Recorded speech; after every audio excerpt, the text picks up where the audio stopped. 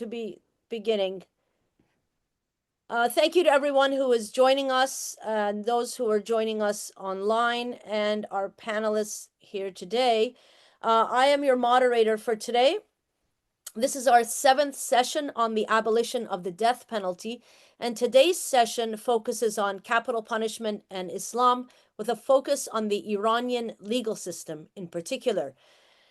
I'm going to give you a bit of a background on our theme. So Islamic jurisprudence is not homogeneous and presents diverse perspectives on the death penalty. Some Shia scholars argue that capital punishment should be suspended in the absence of an infallible imam, while certain Sunni thinkers maintain that it contravenes the principle of public interest. Yet, countries such as Iran, Saudi Arabia, and Indonesia continue to impose the death penalty for a range of offenses, including drug trafficking, ifsad fil arz, which is corruption on earth, sedition, and murder. The use of capital punishment in these contexts raises serious concerns, mainly the ambiguity of criminal categories, their susceptibility to political manipulation, and their questionable effectiveness as deterrents. Systemic issues, including lack of transparency, denial of due process, and weak enforcement of the rule of law, further shape how executions are carried out. This session will examine Islamic jurisprudence's perspectives on capital punishment and evaluates the prospects for abolition across different contexts. Particular attention will be given to Iran, where the penal code authorizes judges to impose capital punishment under qisas, which is retribution, and hudud, which is fixed punishments for crimes such as apostasy, murder, theft, and rebellion. By engaging these challenges, the discussion invites participants to reflect on how reform within Islamic legal traditions, coupled with broader advocacy, can open the pathways toward a future without the death penalty. It really is an honor today to have these panelists join us. Before we begin with our panelists, we will have a short narrative from Sholeh Pakravan. She is an Iranian writer, theater director, and human rights activist. Once devoted to education and the healing power of art, her life was forever changed when her daughter, Reyhaneh Jabbari, was imprisoned and later executed. Sholeh became a leading voice against the death penalty, both in Iran and globally. She now lives in exile in Germany, but continues her fight to honor her daughter's memory and to support others who are seeking justice. Her book, How to Become a Butterfly, and the documentary 7 Winters in Tehran carry this message to audiences worldwide. This is how Sholeh defines herself: a drop in the sea of justice, a soldier in the search of truth. Sholeh Jan, the floor is yours. Hello, everyone. I'm so happy to be here. I am a mother of Reyhaneh Jabbari, a 19 years old girl who killed a man with one strike knife in July 2007 in self-defense against a sexual raper. The man was member of security service and IRGC. That same midnight, my daughter was arrested and spent 2 months in isolation cell. She was under physical and psychological torture. She was flogged, her nails pulled out, and she was hanged with her hands tied behind her back. Her hair was pulled and she was beaten. She was sentenced death in court and executed, unfortunately, in October 2014 after 7 years and 4 months in prison. I don't want to talk just about my daughter because her life, as she said, her life well showed in a movie, 7 Winters in Tehran, and all of you can watch it. I want to tell you about a law which comes from the depth of history. from barbar time in name of Kesas, or blood revenge, or eye for eye and teeth for teeth. In this law, when someone is killed, the family of blood owner have the right to kill the killer or forgive her or him, or ask money instead of forgiveness. Instead of government or justice system deciding on the punishment of the killer, they leave the decision to normal people who are sad and suffering with the feeling of revenge and hateness. Moreover, when I say about court in Iran, don't compare it with international standard. In Iran, many courts take time just 10 minutes. I spoke with many of my daughter's cellmates and can say many names who have been sentenced to qisas, even girls in 11 and 14 years old. 11 and 14 years old. Usually teenagers who are underage must be in prison, and after years, when they are 18, then they execute. Beside that, there is discrimination in many cases. For example, Muslim and non-Muslims, or men and women. In cases, hide the risk of revenge and endless violences. Now, in Iran, we have a big number of executions under Qisas law. Even several protesters in different movements sentenced death for Qisas. If you want to save a lot of life, take action to repeal the law of Qisas. Here is not enough time to tell you more details of this barbaric law and result of that. We, mothers who lost our children, call ourselves soldiers of justice. Now, I want to invite you to join us for fighting against qisas and execution in Iran. If you have any question, I am here. And thank you very much to hear me. Thank you so much, Shole John. As noted, Shole will be sticking around for the Q&A portion of today's panel. And I just want to remind people who are joining us online, please throw your questions in at any time into the chat. I promise that we will get to them. Our next panelist is Sedige Vasmari. Sedige Vasmari is an Iranian poet, theologian, and academic. She holds a doctorate in the field of jurisprudence and the foundations of Islam, and she teaches fiqh, Islamic law derived primarily from the Quran and prophetic traditions, at the University of Tehran. After the victory of reformist President Mohammad Khatami in 1999, she was elected to the city council of the capital. Following the crackdown on the Green Movement, she left Iran in 2011. She went on to teach Islamic studies at the University of Göttingen in Germany and later at Uppsala University in Sweden. She returned to Iran in 2017. Upon her return, she was convicted of, quote, propaganda against the Islamic State and for opposing the stoning of women. She was released a few days later, and she has been repeatedly targeted by Iran's judiciary.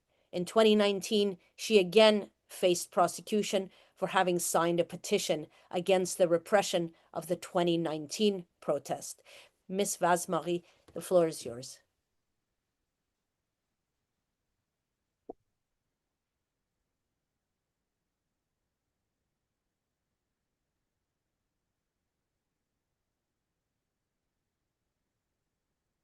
I believe that we're going to be playing a pre-recorded talk by Ms. Vasmari, but she will be with us during the Q&A portion.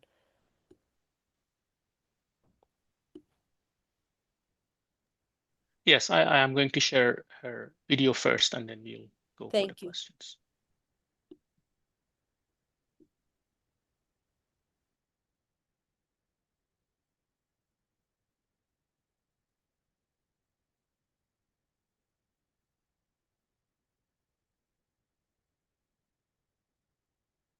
Thank you for having me.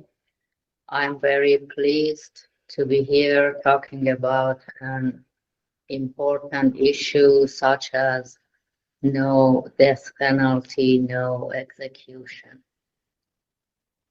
I think it is considered a paradigm shift in legal science and criminal law.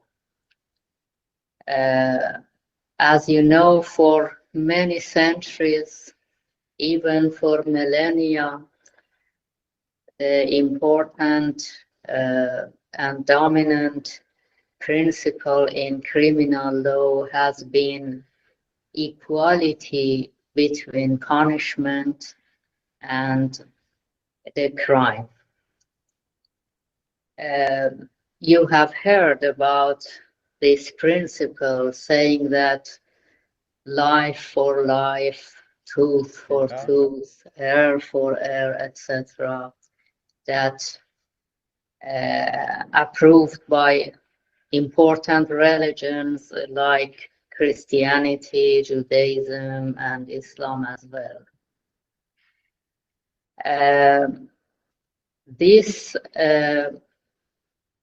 statement talking about the equality between punishment and the crime, and it was considered justice.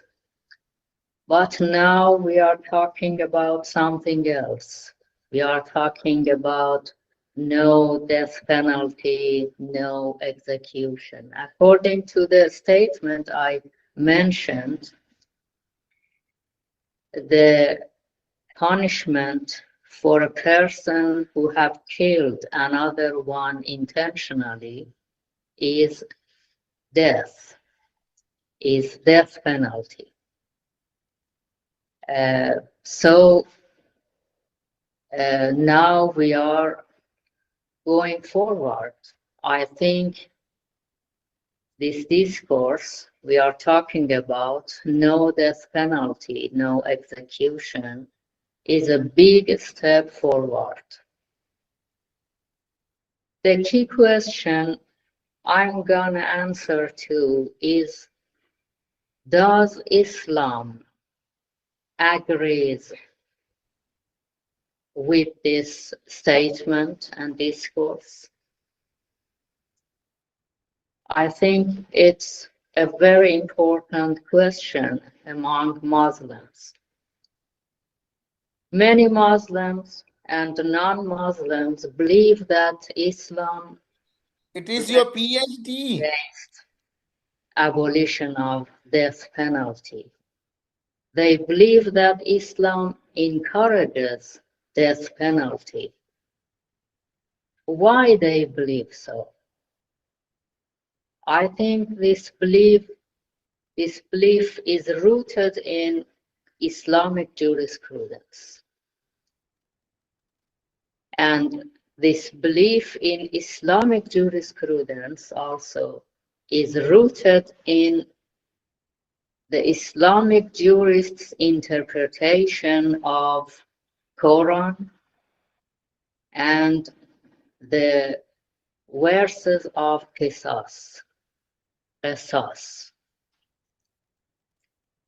What's Qisas? Qisas is a religious term in Islamic criminal law. As Islamic jurists believe and interpret, Qisas is punishment, but a just punishment. That's why this term is translated to English as retribution. Retribution means just punishment.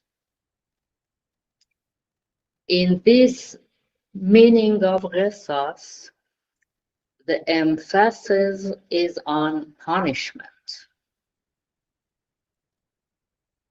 And this meaning and this interpretation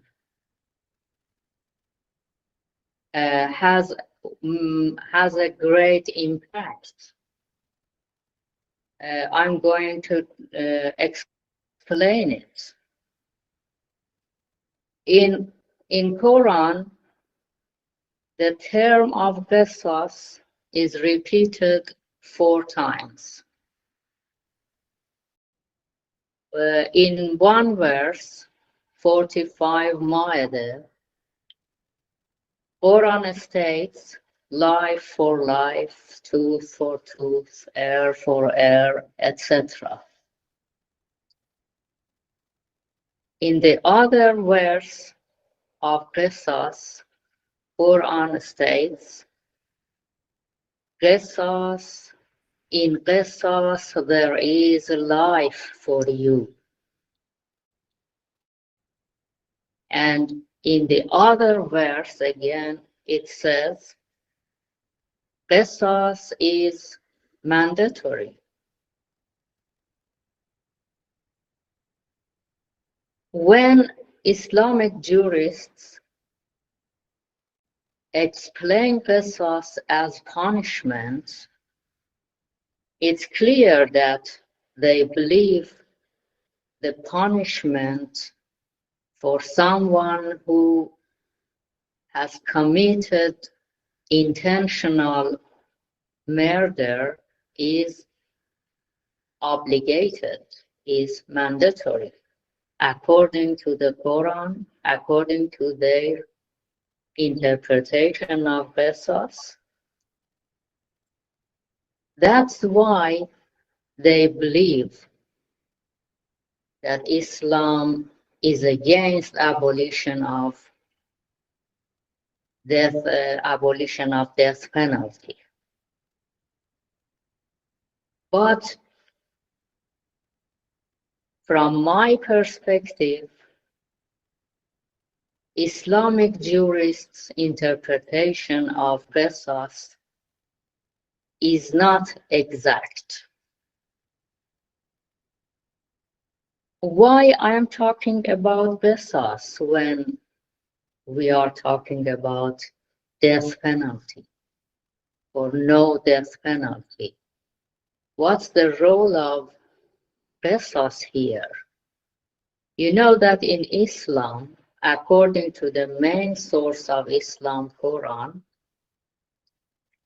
the most important crime is intentional murder. And Islamic jurists believe that the punishment for intentional murder is death penalty, is execution. And as Quran says, in qisas there is a life for you, and qisas is mandatory. So they believe that death penalty is a ruling of Islam, a Sharia ruling that we have complied with. But from my perspective, qisas does not mean punishment, even just punishment. But what does it mean? I think Islamic jurists do not pay attention enough to another verses in Quran that refute this meaning of this interpretation of qisas, they believe. What's these verses? What's these Quranic verses I'm talking about? Please notice when Quran is talking about life for life, tooth for tooth, etc., At the end of this verse, Quran states, if you choose to forgive, if you choose not to punish, then it would be expiation of your sins, atonement for your sins. It means that if you forgive another one's sin, God forgives your sin. Here, clearly, Quran is encouraging people not to punish, not to choose retaliation, not to choose death penalty. It's not the only verse talking so. Let me give you another example. You can refer to my book I wrote about death penalty with the title Revisiting the Meaning of Qisas.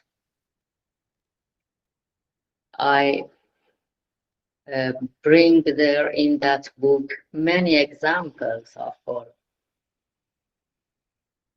In the other verse, I can give you here an example. Shura number 40. It says, okay, that's okay. The reaction and the punishment of badness is badness like that. But if you choose to reconcile and make peace, your reward is on God. Again, here, Quran is encouraging people, instead of choosing punishment, choose reconciliation and making peace. Let me give you the third example.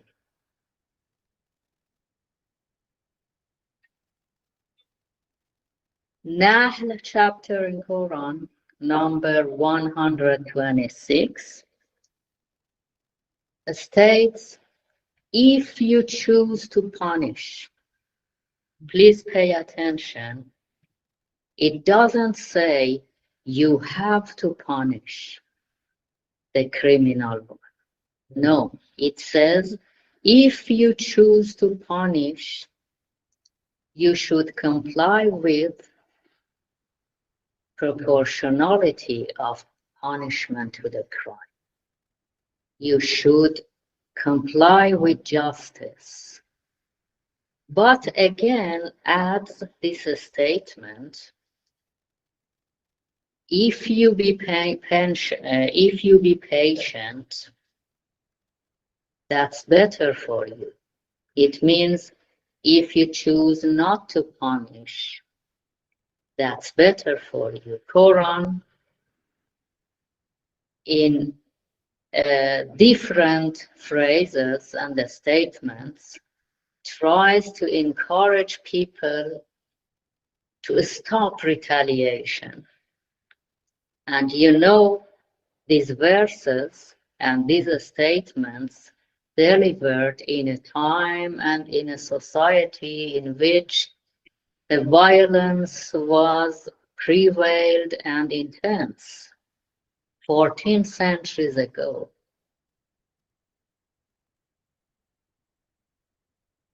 My studies suggest that Quran, as the main source of Islam, not only does not encourage death penalty, but also discourages it.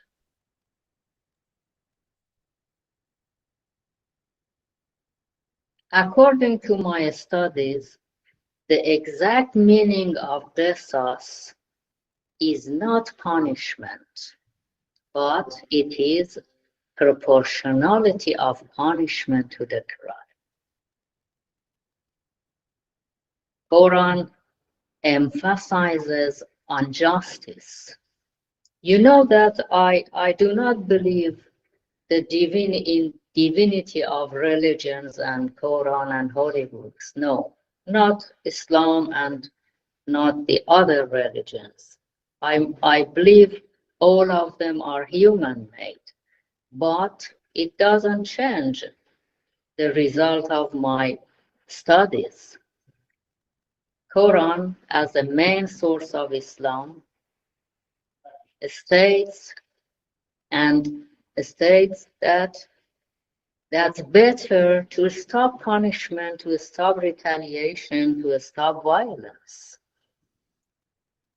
and encourages people to make peace, to reconcile. And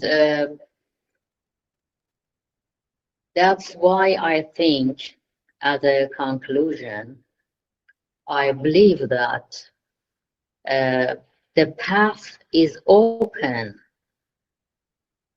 for abolition of death penalty in Muslim societies, in Muslim countries, among Muslims, if they change their minds about Islam and Quran and retaliation and interpretation of Quran and Quranic verses.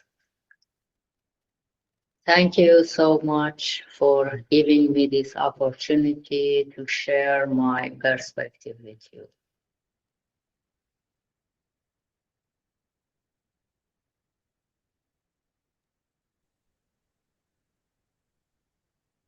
Thank you so much, Ms. Vasmarie and Vasvari. We will actually come back to that because I wrote a bunch of stuff down about the work that you've done on exegesis and interpretation of the Quran and this process of hermeneutics and looking at it from another angle and really dealing with the text itself.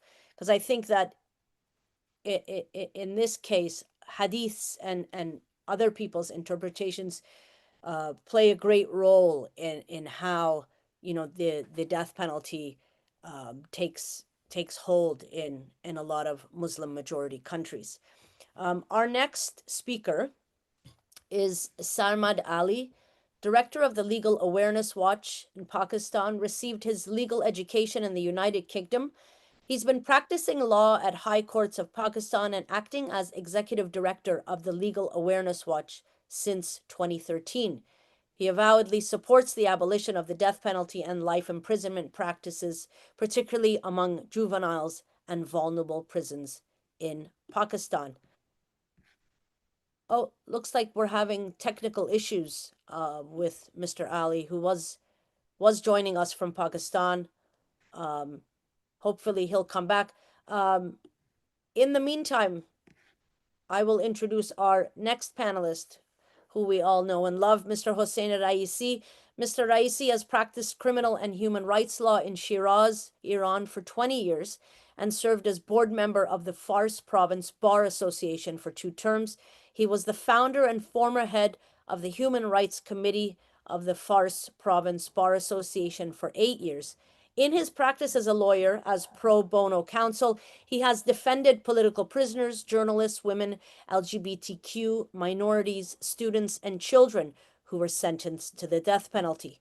In this regard, he has been credited with winning several high-profile cases dealing with controversial issues like capital punishment, stoning of women, child executions, religious persecution, and the domestic and gender-based abuse. Given the high-profile cases he has worked on, he has come under scrutiny many times and the pressure of the Iranian government, leading to his immigrating to Canada. In Canada, Mr. Raisi continues to advocate for human rights issues, being a go-to legal expert on issues of criminal law, procedure, and their effects on the criminal justice system. In 2015, Mr. Raisi was selected by a joint committee at the University of Ottawa and Carleton University to be their one-year in-house scholar and visiting professor. In this role, he appeared at several speaking engagements and weekly panels and teaches a comparative course on human rights within Sharia law and Islamic legal systems. Mr. Raisi, the floor is yours. Thank you. Thank you, Samira. Thank you, everyone. And I would love to emphasize that thank you for the opportunity that I have this time to share some idea in order the evolution of the Islamic legislation of the death penalty in Iran. Let's see what was in the Iranian legislation in the past and pre and past revolution, Islamic revolution. Uh, Pre-Islamic revolution during Pahlavi era, we did have execution in some area. The first penal code 1926 influenced by the European law and accord some death penalty, but limited only in murder and security crimes against the state and some serious crimes. But the number of the death penalty never ever been very high in Iran pre-revolution. But the post-Islamic revolution, unfortunately, we were facing huge number of the death penalty in many occasions from the first night of the so-called victory of the Islamic revolution in Iran. But the Islamic State as an Islamic regime from the first day of the life started having own interpretation of the Islamic jurisprudence, Shia Jafari school, and those became a main era of the interpretation of the Islam. And soon after, they put Article 4 in the Constitution, and this article emphasized that all laws must be coincide and follow up the Sharia law in all kind of the criminal and civil law in Iranian legal system. And according to this kind of the interpretation of the Islamic jurisprudence, introduction, hudud and qisas crime in the Iranian legal system. And in the first time, there were some debates against the hudud and qisas crimes and bill that we had early past revolution.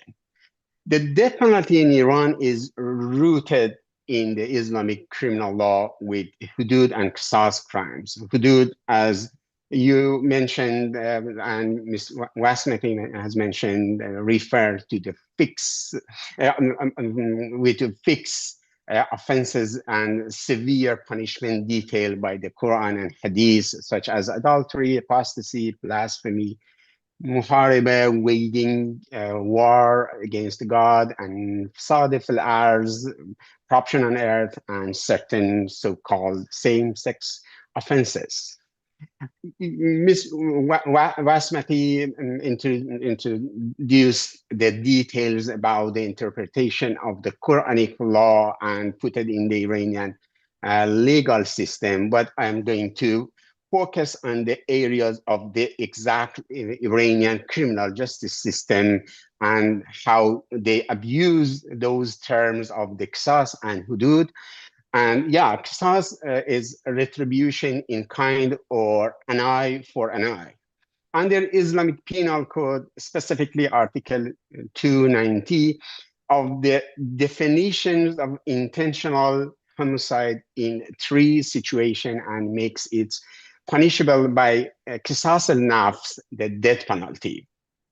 All 3 areas, has broad definition and so traditional. The definition are entirely based on the Islamic jurisprudence and murders that occur without premeditation, even sometimes manslaughter, or without intention to kill, are classified under 3 categorization, categorized as deliberate murder with capital punishment for all of them. It means that the definition that Iranian legislatives made exactly is translation from the Islamic jurisprudence, and it's very, very basic definition of the deliberate murder, and we don't have first and second degree murder in the Iranian criminal justice system. As Dr. Wasmaki's word makes clear, Qisas law cannot be applied on the base of such an interpretation. And I would like to add that the Quran cannot serve as a book of law, and no law can remain just for all time. This is the key word that we cannot rely that on the Islamic law, because it's rooted from 1400 years. When we go to the hudud crime, we can see some broad interpretation and also some abuse, political abuse, and using some Islamic term in the state. Muharebe, root as harb or war under Article 279 of the Iranian Penal Code, is defined as someone waging war against God. It doesn't mean in any time can occur and can apply it. But unfortunately, even in three times so far, we haven't had, we have had a different interpretation of the muharebe. Before the current Iranian Penal Code, we have had different interpretation of the muharebe in the 1991 Penal Code, and in the 2011 new and current Penal Code also we have different interpretation. But this is a key word for killing many political prisoners, many people without a serious crime in the Iranian justice system. Hudud crime subjected, as I said, to political abuse. Crimes such as muharebe, ifsad al-arz are vaguely defined, often misused by authority. For example, Article 286 of the Islamic Penal Code defines corruption on earth is very general and vague terms. As a result, even minor crimes such as spreading lies can be punishable by death, and some sex crimes or providing some facility for sex crimes can be punishable by the death as a ifsad al-arz, according the 286 article of the Islamic rule. And for the first time, rebellions or baghi, this is a new term that only in 2011 Iranian legislators put in the Iranian criminal code, and we have experienced how abused and how politicians and the authority abuse this article to occur many death penalty in non-serious crimes, and as well as in drug-related offenses. Of course, we have the huge number of the death penalty in Iran since 1979 revolution. Nearly 80% of all executions in Iran have been related to this type of crime. And exactly in 2016, we have amendment in the Iranian drug-related offenses crime law. And before that, it was considering as a death penalty in ta'zir crimes. But in Article 45, that amendment in 2017, the perpetrator of the crimes under this law that carry the punishment of the death penalty or life imprisonment shall be considered as a corruptors on earth if mufsad fil arz, and sentenced to death along with confiscation of assets. It means that the Iranian authority can use some keywords as a muharebe and ifsad al-ard when they desire to have more death penalty, and they can use it, this kind of the word against the people without the exact definition of the ifsad al-ard. But in this law, exactly, they didn't say ifsad al-ard or corruption in art. They said this is considered as a ifsad al-ard without any specific definition of the consideration of these terms as Islamic terms to bring and occur capital punishment against many civilians in the time that Iranian economy is dealing with the huge crisis, and of course, drug-related offenses must be increased in this situation. One of the important things that we should focus on is how Iranian authority abuse the traditional evidentiary rules to occur more death penalty.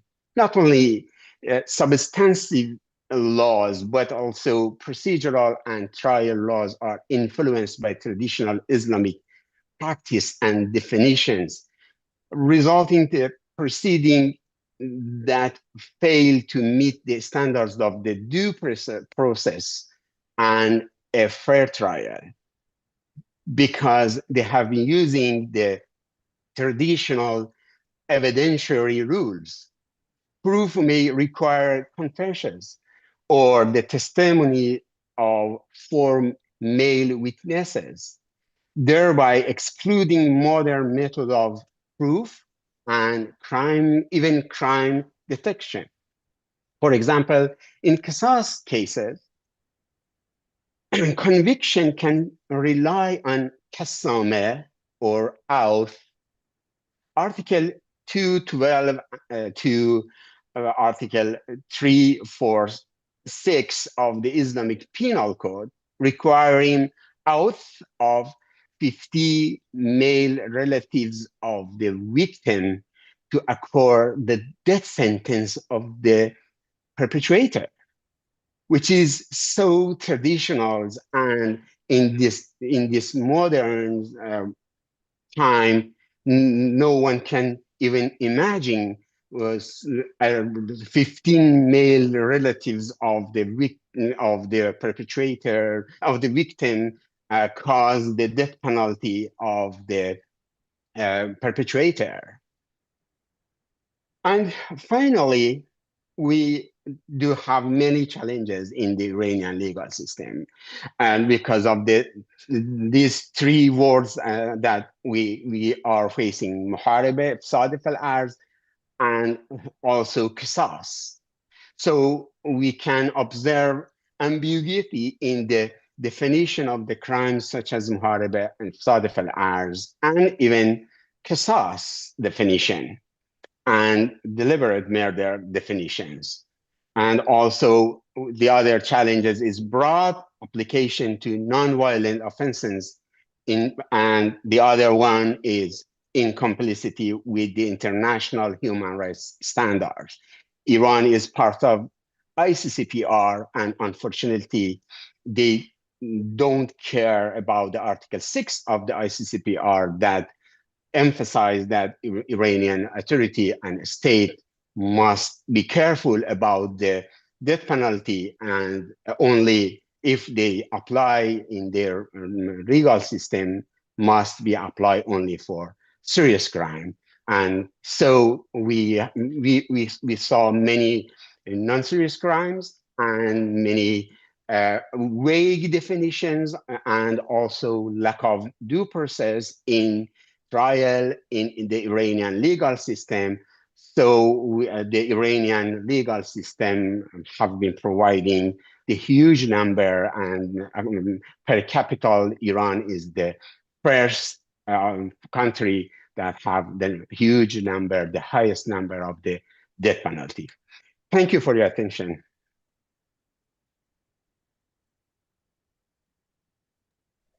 Thank you so much, Mr. Raisi. I believe we don't have Mr. Ali back yet. So I'd actually like to put a question to the panelists, and this is for anyone who wants to take this on. How much of these laws are a reflection of what society is okay with? I mean, a lot of people think that, you know, the death penalty exists in countries where the majority of the people want the death penalty. How much of this do you think is a reflection of people's wants?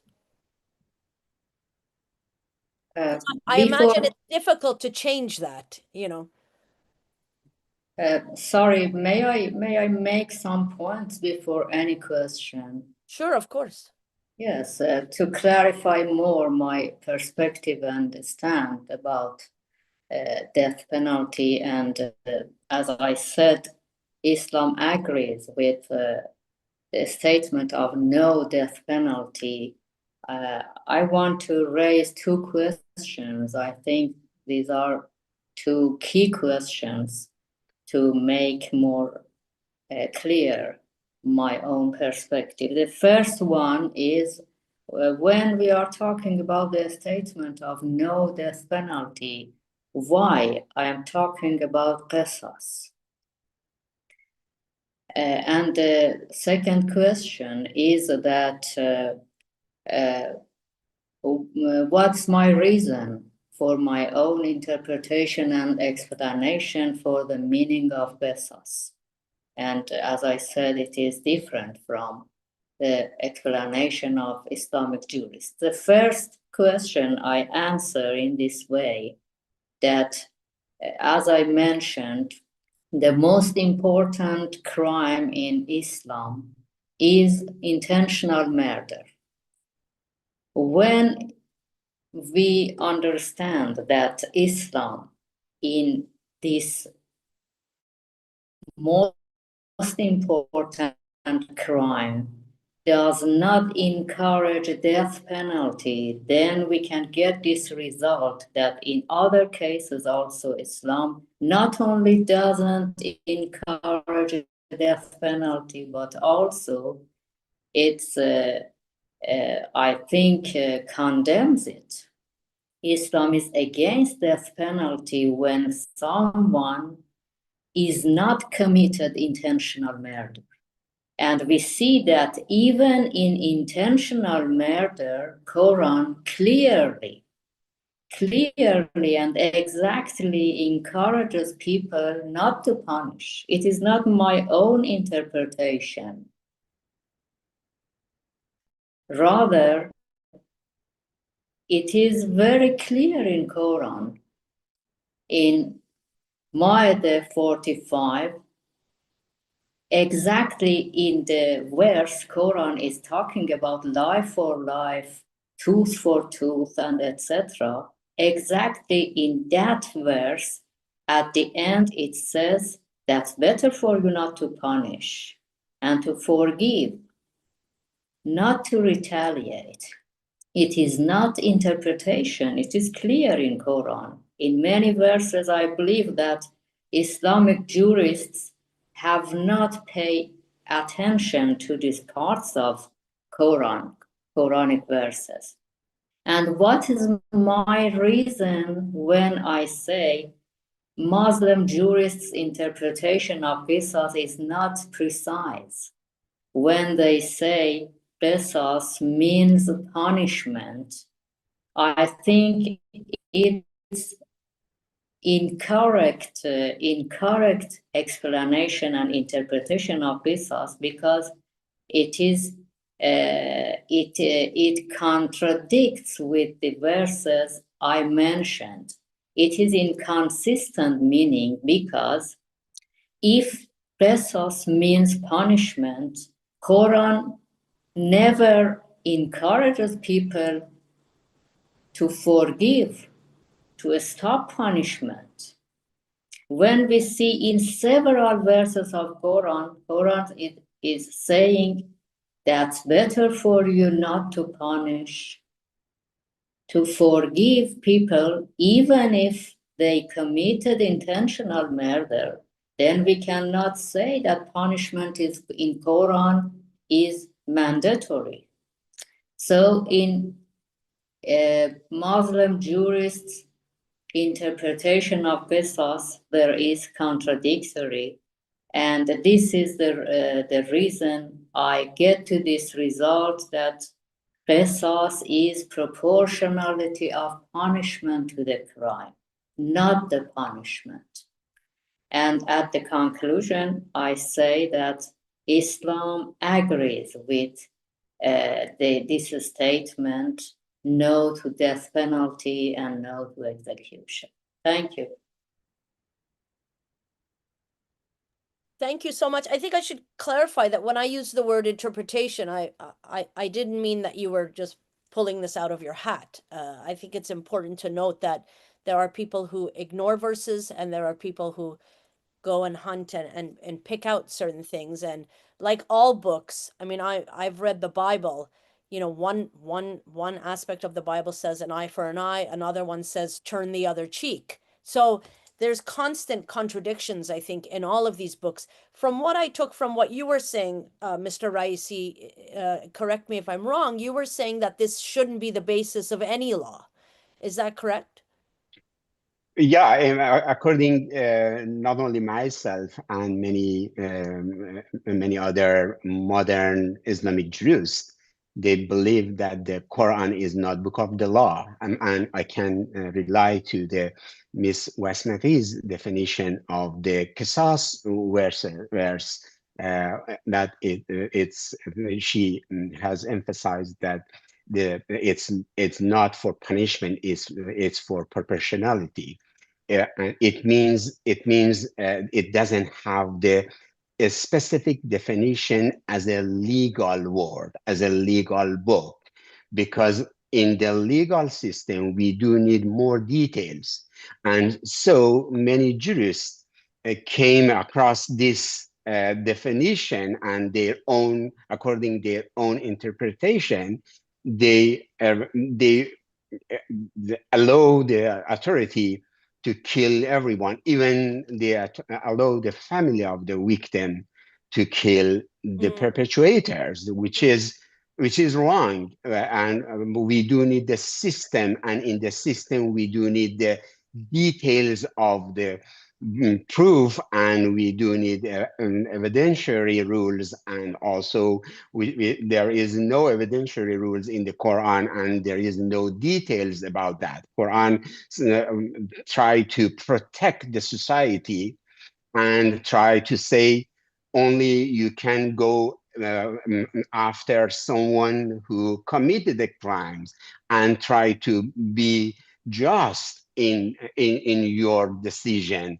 It means the Quran invited you to be in a peaceful situation and involving them to bring peace to each other and non-violence. It means Quran doesn't have exact word and also details as a book of the law. I think what Ms. Basmari, and correct me if I'm wrong again, but it seems that you're saying, in fact, there are, in the Quran itself, there are arguments for the abolition of the death penalty. And so you can use the book itself to argue that there shouldn't be the death penalty.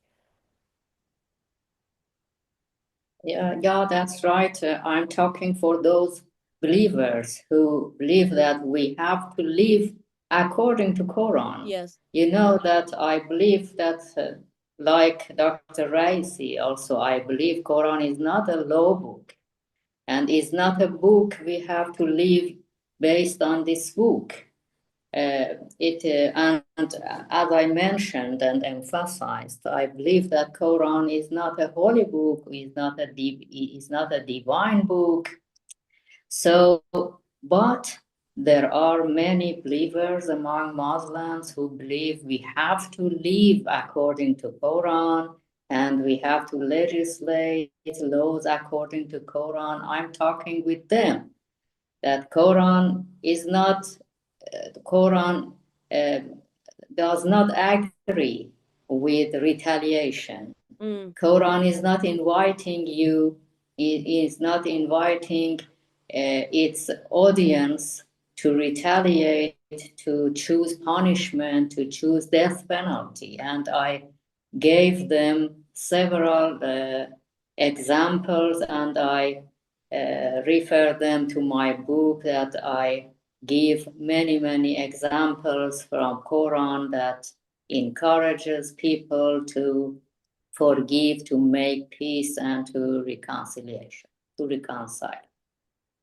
Ms. Pakravan, would you like to come into the discussion here and speak not just about your own daughter's experience, but about your own work that you do on this? Yes, I want to add something in the comments and speech. Mrs. Basmaghi and Mr.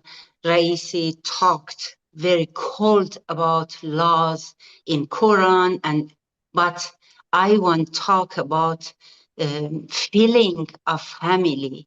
You know, just think about that and imagine you are a person who must be behind of the wall of prison and wait for results of one long night. Look, I spoke with near 100 people who lost their children by execution. Some of them many years after execution, when we talk together, they started to crying. Same me. And in that time, I was new. Just think about that. After years, affected the family.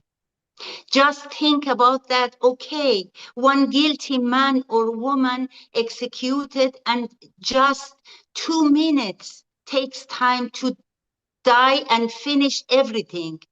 But the pain remains for innocent people, innocent family.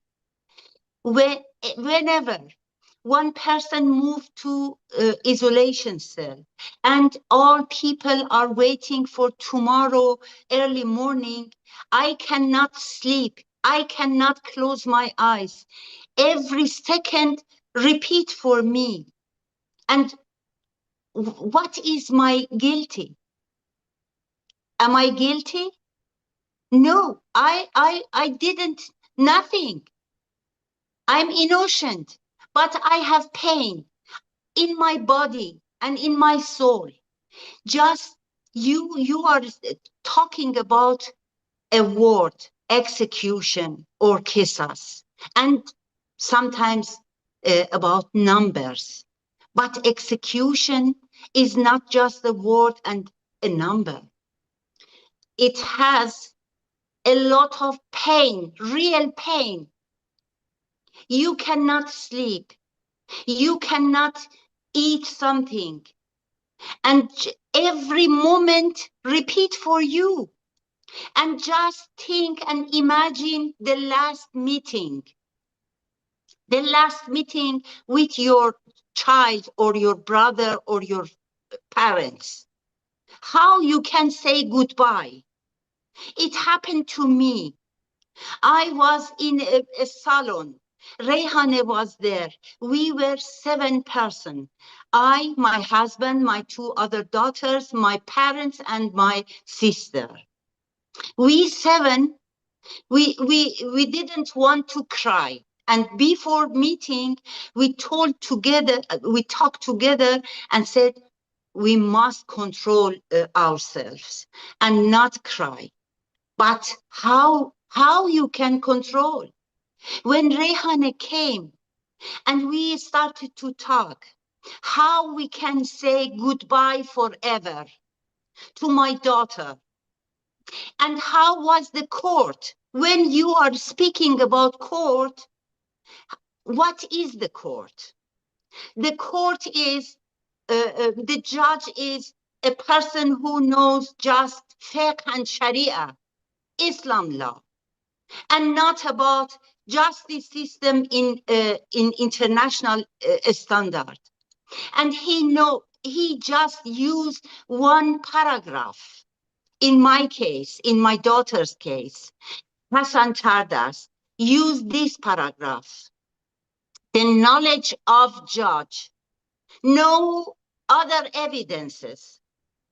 Knowledge of judge means judge can understand that he or she is guilty or not guilty. Is it acceptable in modern world? I don't know. I don't know what Islam said, what Christians said, Bible, Torah, this, that. I know that all laws must be useful for people and for society. And if it makes violence, you must stop it. I don't know how. I am ordinary people. You, as an Islamist, as a knowledgement Islam, and as a lawyer, you must find a way to stop it, because it's repeating violence in society, make just hateness, just revenge and angriness. And what is the result of this kind of feeling? Please find a way to be human in modern society, in modern world. Just it.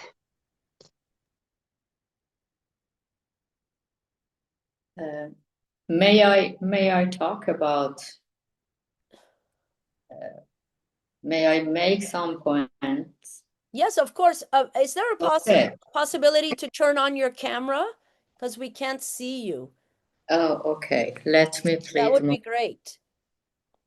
محمد بتونیم چهره‌تون رو ببینیم. بله. We could see your face. Moment, please. Thank you. این ویدئوشو میشه روشن کنی، ویدئوش خاموش شد. I continue my word and then my husband tries to turn on the video. If you have my voice. We do have it. Yes, go ahead. Okay. Okay, I want to say to Mrs. Pakravan that I'm standing with you. And when we are talking about the discourse, the new discourse in the world about no death penalty, it means that we are against death penalty and we are looking for a way to stop execution. We are trying to do that, but you know that it's not so easy. We have to changing laws, changing Muslims' beliefs is not easy. It's very difficult. And that's why we need to change interpretations. We need to change understandings, because Qisas is, applied according to the interpretation of Islam. And the basic, I think the basic issue we have to do is changing this interpretation. Because if you say we don't want execution, we don't want death penalty, always they are saying, they are answering, oh, you are talking against the God. You are talking against Sharia ruling. So it's, I think it's a fundamental issue when we are talking about the meaning of Qisas. We are saying that no, Islam does not encourage Qisas, does not encourage death penalty, does not encourage, and Quran, Qisas in Quran doesn't mean as Islamic jurists believe.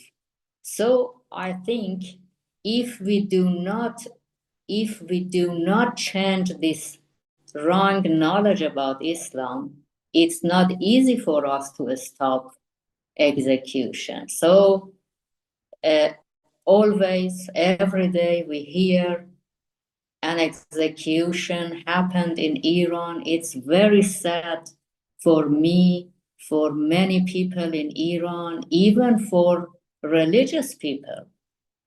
But we have, I think, as you said, we are trying to find a right way to stop execution, and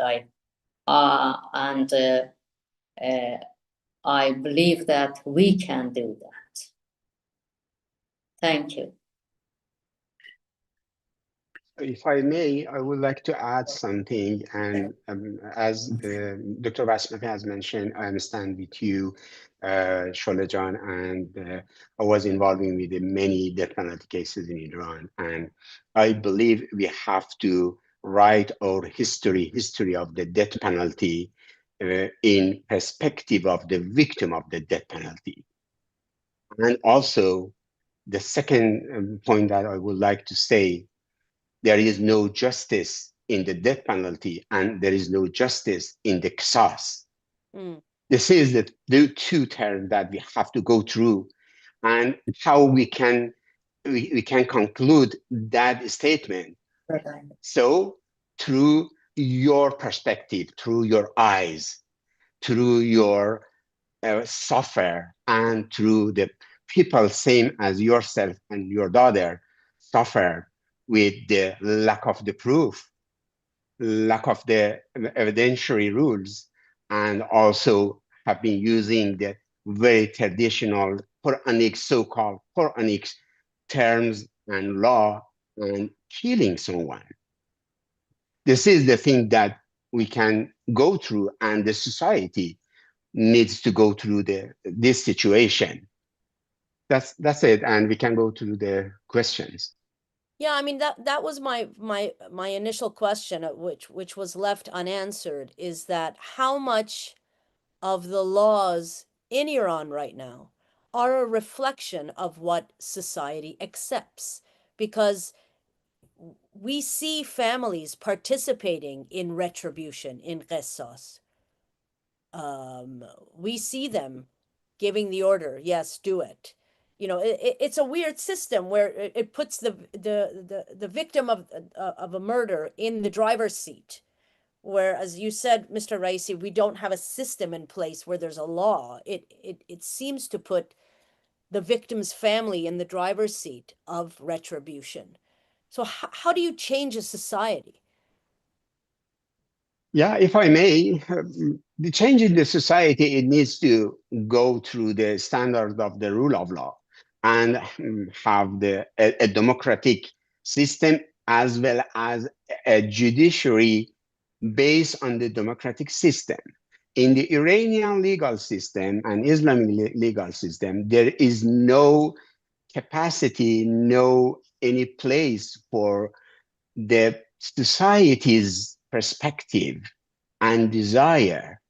We do have only interpretation from some basic books of the jurists, and put it in the Iranian criminal code, and accord the death penalty.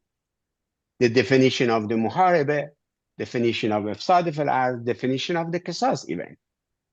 And qisas conditions is exactly interpretation. If we didn't have any statistic, we didn't have any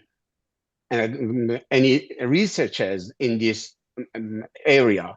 Well, I was in a law school 33 years ago in the Shiraz Law School.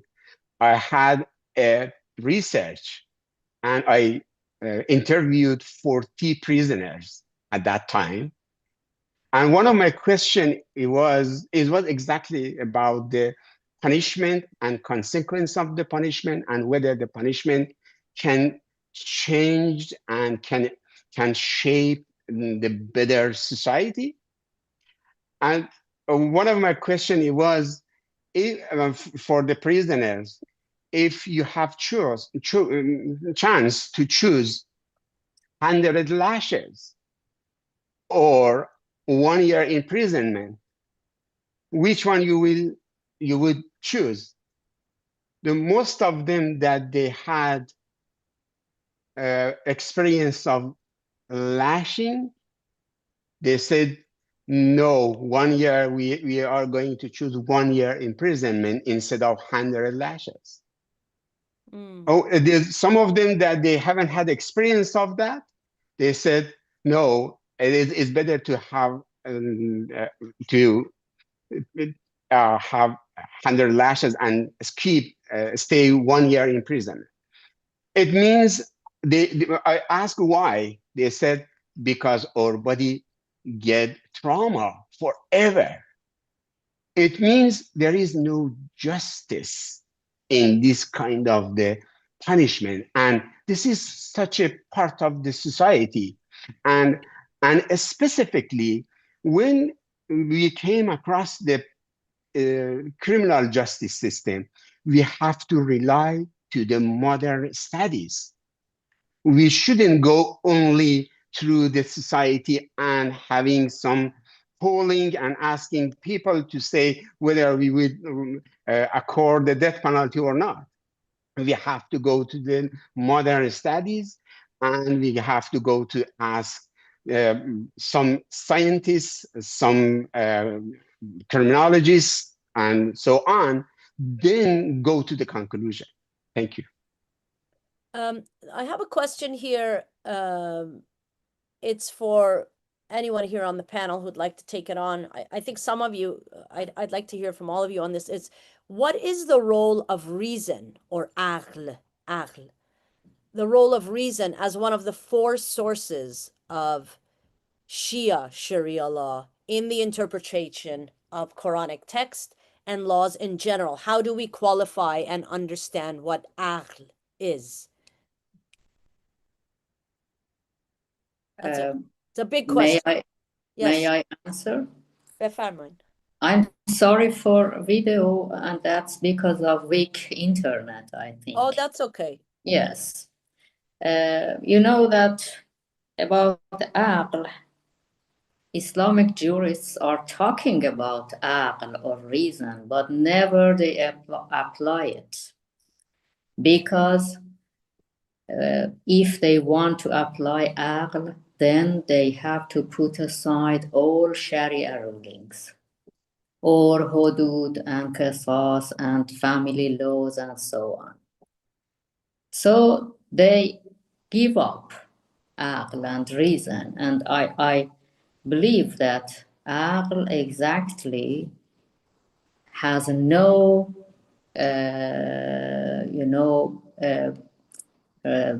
role in inferring Sharia rulings. I think punishments, I think civil laws and penal codes all are out of Sharia, as I have written in one of my books, Revisiting the Sharia. I think laws are coming from the society, are coming from the needs of people, are coming from requirements. When you refer to a certain society 14 centuries ago in Hijaz and take the laws, including civil laws and criminal laws from that society, I think this is the basic problem in our society.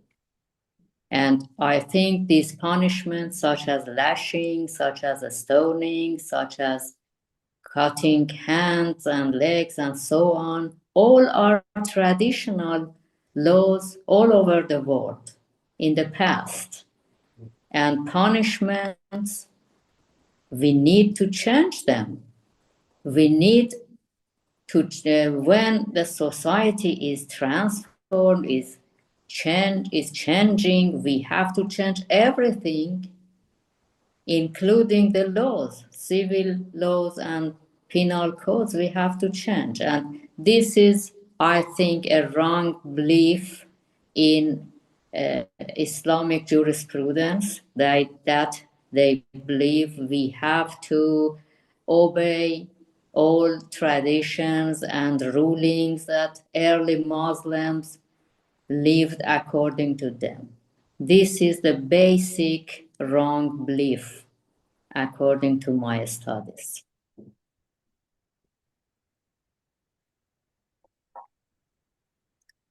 Mr. Raisi, would you like to take that question on about aql and the role of aql, if it Yeah, has sure. any role? Yeah. Yeah, I would like to add something, and Sholajan, yeah, forgive me, and I want to a little bit continue Dr. Rasmiki's position in this for this question. Unfortunately, in the Iranian legal system, in substantive and procedural law, only we do have interpretation of the some jurist ideas, and there is no capacity for common sense. When we talking about the common sense or about the act or something like that, it means we have to go through the customary law, and we have to rely on the legal scientific law. We don't have any capacity for the scientific law in the Iranian criminal code, and we don't have any statistic that has shown us that this kind of the law rely on any discussion, any capacity of the researchers that they have done. According to the statistic of the Iranian parliamentary, some part of the parliamentary and the research center, only 4% of the all researchers in the Iranian universities has connection with the judiciary system in Iran. It means nothing, only 4%. But those percent rely on some part of the general law, is not, for example, in the criminal code and criminal procedure law, and as well as in a family law and so on. We don't have any capacity for common sense. So there is no capacity for the legal scientific researchers that we do need that. There are lots of those things, and even we ask the state to go and follow up the standard of the human rights that all of them are obligatory for the Iranian state, Iranian government to apply those parts in their own domestic law. So there is no capacity in these rules, and because of that, we have the huge number of the death penalty, and also in some non-serious crimes, many non-serious crimes, we do have the death penalty, and the result of those death penalty is nothing for the state, nothing for the society. Only this is some part of the government desire that they want to follow up their own rules and bring fear to the society. They don't check and balance of the applying any law and then try to change their own law. And this is so conservative area for bringing changes. And also, if they want to, as Dr. Basmaki has mentioned, if they bring aql or common sense in this rule, they have to put aside Quranic law, Hadith, and Sharia law, and they have to go to the legal scientific system and researches, and then and rewrite the Iranian criminal code And so in this rule, we would, of course, face to reduce the huge number of death penalty or may abolishing the death penalty at all. Should I say something? Yes, that would be great, Sholejun. If you could weigh in on this, that would be wonderful. Yeah, Mr. Raisi talk about lashes and his research. I want to just remind one story about one cellmates of Rehane. At first year when Rehane was in prison, another woman must go to isolation cell for execution. And before that, all cellmates say her goodbye. And Rehane hug her. And she did, and it was the first time Rehane found that before execution, they made lashes as a had. And the back of the cellmates was injured. Is it aql? Is it law? Is it wisdom of society? No, it's torture. And I think same stoning. We have still stoning in our law in Iran, but the judge doesn't use the stoning. We must do exactly that for qisas and other hudud. We must do it, and we can. How? We must make pressure on global system in international association um, and the organization to make pressure on government in Iran. And I think if we made this pressure and ask the people to make pressure on on their parliamentary to ask before every negotiation the parliamentary and the politicers ask Iranian politiker that you must stop execution, you must stop torture with every name. Under every name, had Islam, this, that, no problem. And before everything, you must use human rights and respect for human rights. It will be work. I am sure, because it's happened before. A long time we hadn't execution on the street, but after 12 days war between Iran and Israel, it's come back again. Do you know why? Because the pressure of human rights from international society is less than before. Yeah, we must do it. And I want tell you about a woman, another woman. You know, in Kesas, when a father killed his child, there is no Kesas. But if a mother kills in any reason her child, there is Kesas. And I want talk about Soheila Qadiri, one street woman.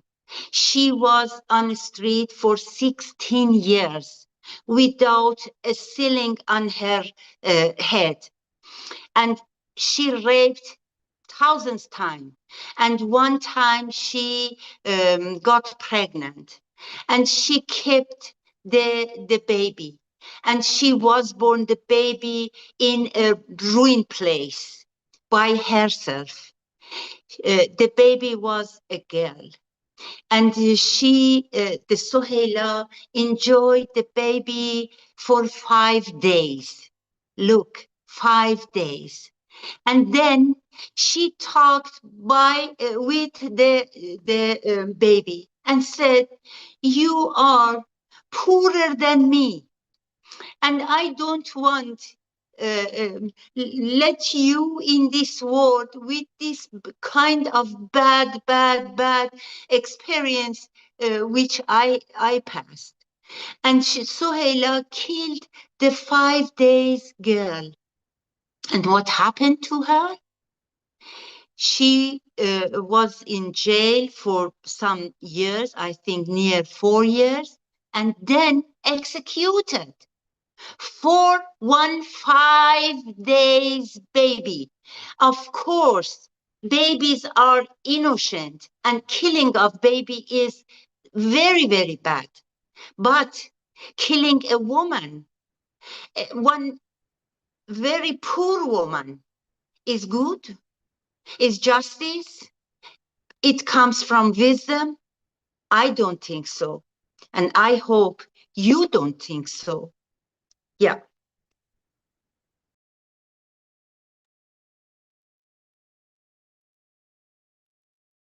Yeah, I don't think anybody was arguing that any of that is reasonable. I think Omid's question was more sort of the place of the idea of reason within certain schools of law. That he was speaking in those terms, not to say that there's any reason involved in qisas or any of, had or any of those things.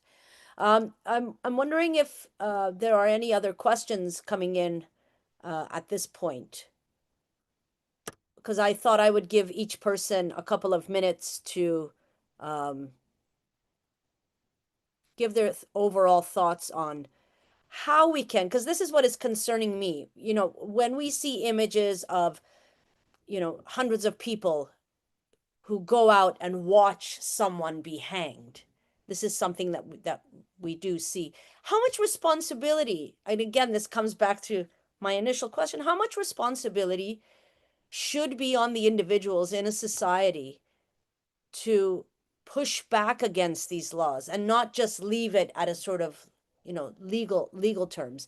I mean, because we have seen some families in Iran say, I don't want qisas, you know, I don't want you to do this. So what do you make of that? I mean, it's a broader, sort of bigger discussion about the role of society itself. Because I remember very early on in one of our other sessions, Canada had a vote around the death penalty, and it was actually very close. The vote, so that whether to have the death penalty or not, and I think it was something like 45% of people wanted it. And I don't know if you put that vote to Canada again today, what the outcome would be. It seems that our societies are getting more and more violent, more and more wanting retribution. So how do you tackle that? If I may, I can say something in order to uh, exactly the society responsibility and even individual responsibility in order the legal system and watching um, hanging in the public and so on. First of all, we follow up, and I mean, as the society follow up the standards of the government.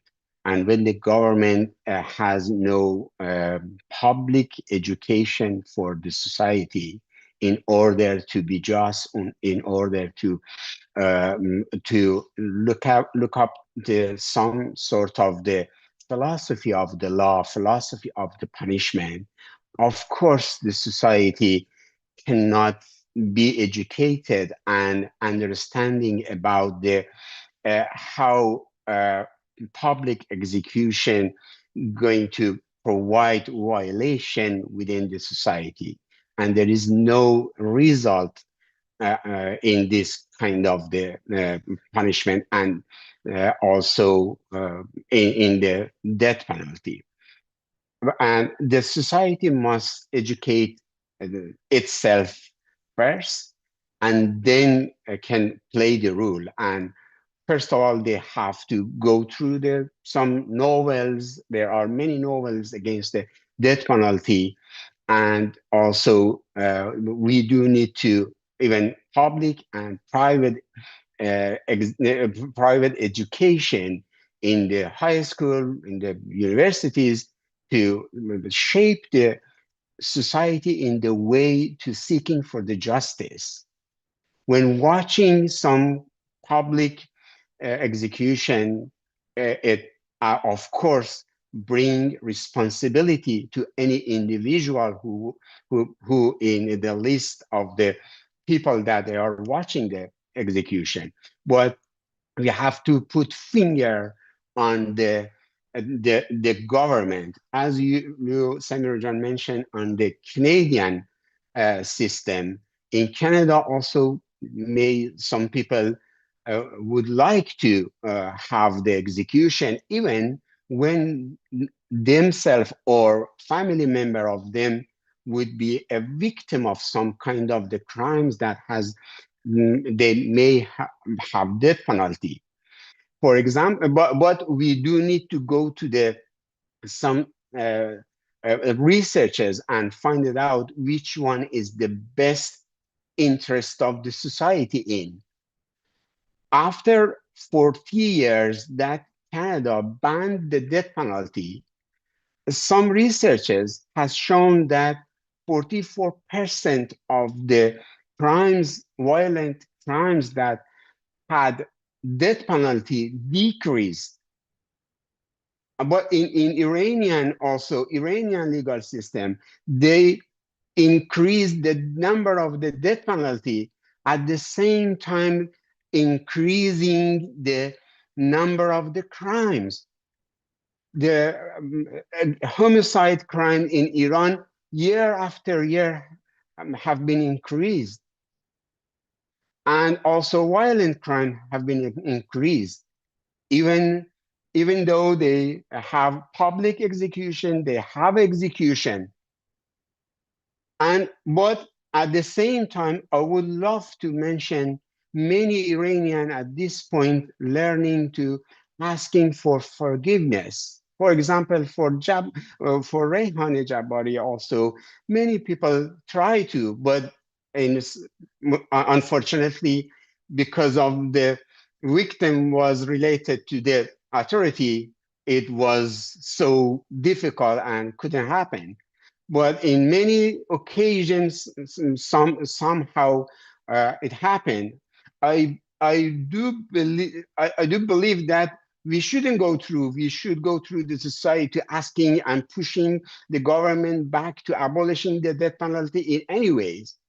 But in the meantime, the Iranian society always asking for forgiveness,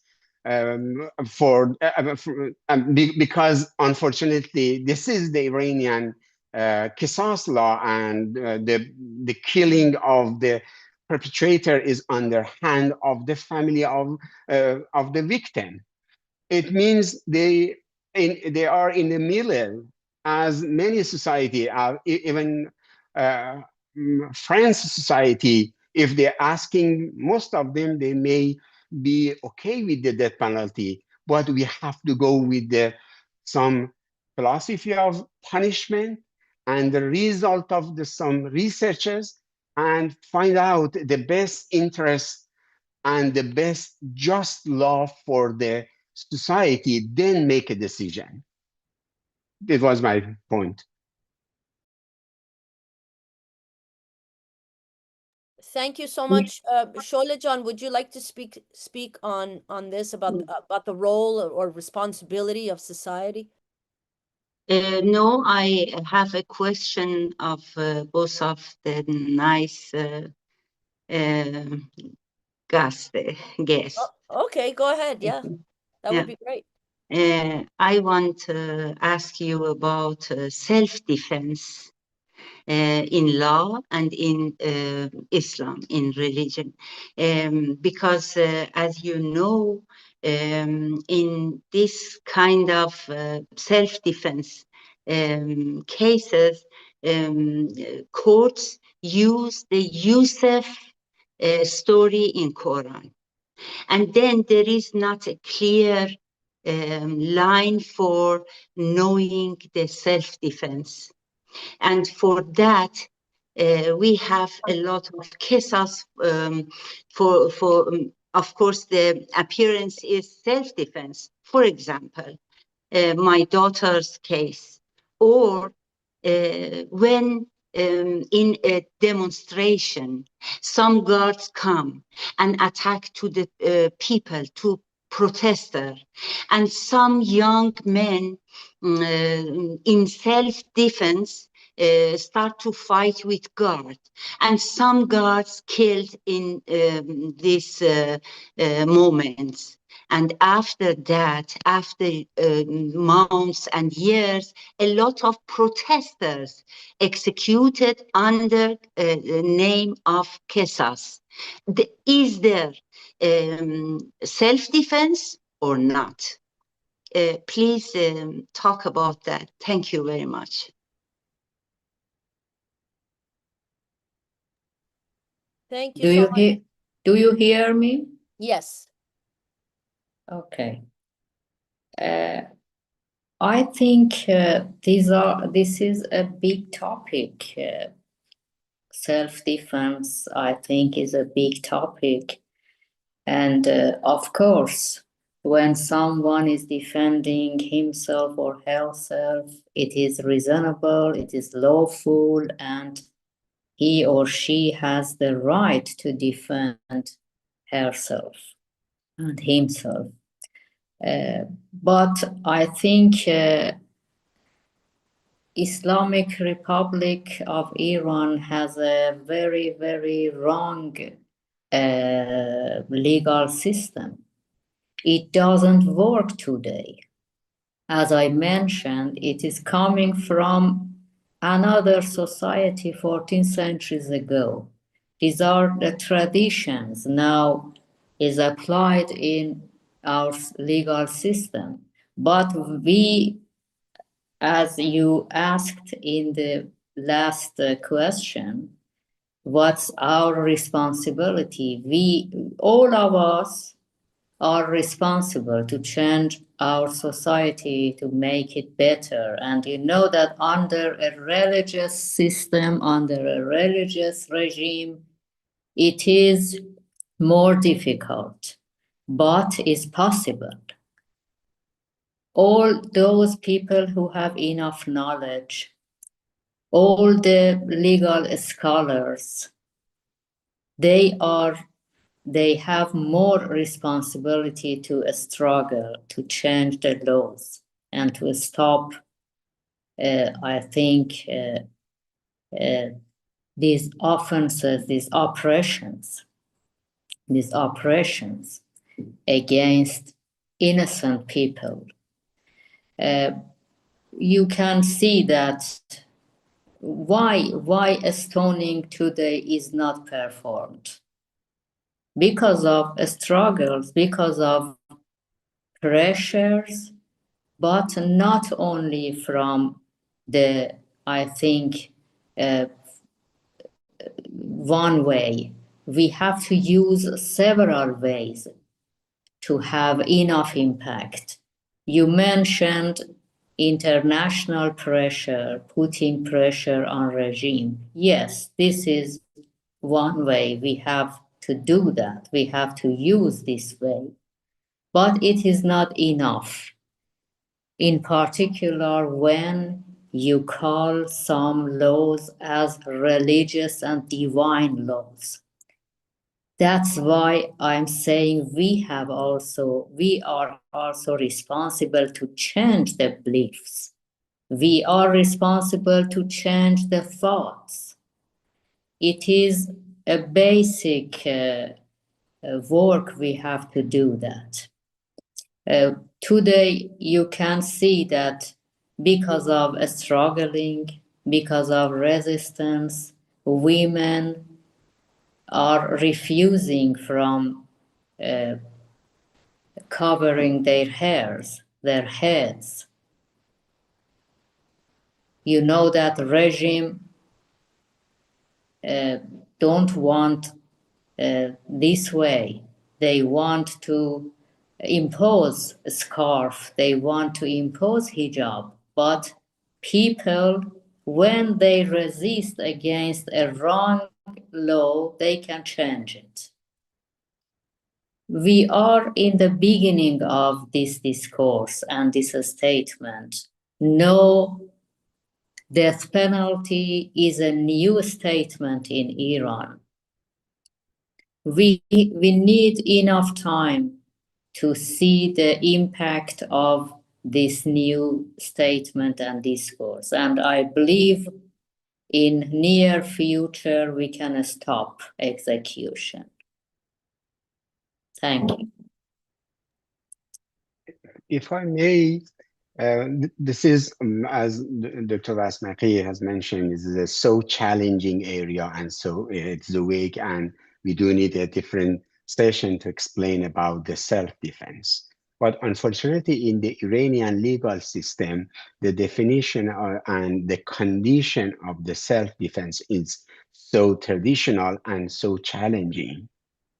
I was defense lawyer of a lady that she killed someone, tried to rape her, and I saved her life, but I was struggling for over 10 years.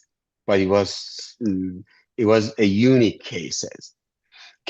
But unfortunately, when we don't have the modern evidentiary rules and standards, and we rely to the traditional burden of the proof, and we don't have modern standards of the proof, and also go to the scientific evidence, of course, it's so difficult. And the other things that make law of the Qisas and in Iranian legal system to be unjust is that the law has punishment in most of the situation, punishment or leave the perpetrator away to go away with the punishment. There is nothing between to be just. For example, if someone try to make self-defense to try to defend herself or himself, and something happened, it must be considered by the judge to accord the punishment. But in the Iranian legal system, Islamic legal system, punishment is qisas, or free to go, or sometimes pay the blood money. When when there is nothing between, and the judge is not open hand, and the judge only has to follow up the Islamic rule, of course they don't consider the situation and all details of the case and situation to accord the punishment, which is so wrong and which is so traditional, and also is not is not coincide with the aql, with the common sense. In the common sense, of course, we have to rely to all parts of the situation. Even someone who commits some crimes in favor of doing something, not only in a violent crime or for some evil thing, they will receive death sentence. There is nothing between to, of course, go with a challenge the situation, and also study of the background of the both party, especially perpetrator, and the life of them, and and poorness, and the many more situations that made his or her personality. Also, although the personality profile in the new Iranian criminal procedure law included. But in this point, this is not the modern, because personality profile is from 1960s time in the Europe. But just recently, Iranian legal system recognize it, but it does not apply well. Only someone in prison or someone in the police station ticks some form and say, oh, this is the personality profile. Because in all serious crime must add the personality profile to all cases, according to the 2015 Iranian criminal procedure law. But I know even the form of this kind of the personality profile is so weak, and there is no way to apply, and some specific people that can help and can study of the life of perpetrator should be involved. Of course, the result, it means out of the justice, and of course, self-defense is not considered with the all standards and details. But I would like to add that the self-defense is so challenging in all legal system too. Should I say something? If you'd like to. Yeah. Yeah, I think I'm gonna have, because you began the panel, Ms. Pokravan, I'm gonna give the last word to you, and then we're gonna wrap up. Go ahead. Okay. Maybe because the laws written by men, there is something lost from women's side.